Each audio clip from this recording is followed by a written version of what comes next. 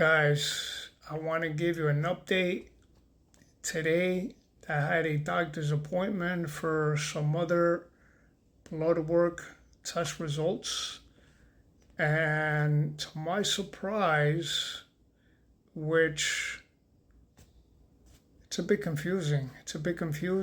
And, I've been a diabetic for about 17 years. And I've never heard of this, Let me explain, all right?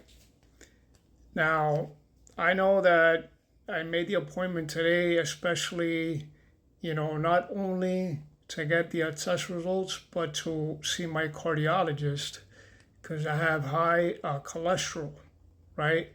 So I basically sat with the cardiologist and the doctor, my doctor. So she basically told me that my insulin is between 1.4 and 2, right? Now, if you're, to my understanding, right, and according to her, she said, or actually I did the research, if you're fasting insulin, result comes in less than 18.4, I think it is, right? And I'm in between 1.4 and 2, right? So she's telling me that I'm not insulin resistant. I have insulin sensitivity, which means that my insulin is low, but my glucose is high. I've never heard of such a thing. I mean, to my understanding, right, this is, even though it's been like 17 years of, battling type 2 diabetes, every single day it's a learning process to me, So as far as I understand, if you have high glucose, you're going to have elevated insulin as well.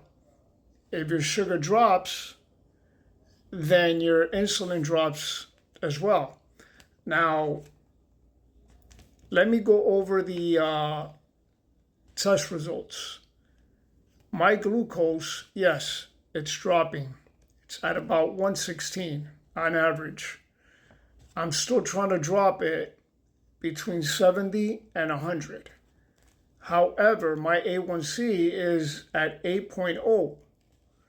My cholesterol, LDL, and triglycerides are high. My HDL is on point. All right? Now, my C-peptide, which measures the insulin production of the pancreas, right? Let me go back 2 years ago, right? I remember it was at 0.4, very low, very bad, right? Borderline, maybe the pancreas is not functioning at all.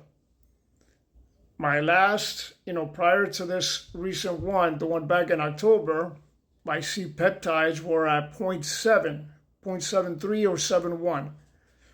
And now the most recent one is at 0.8, which means that the pancreas is producing more insulin now, which is a good thing.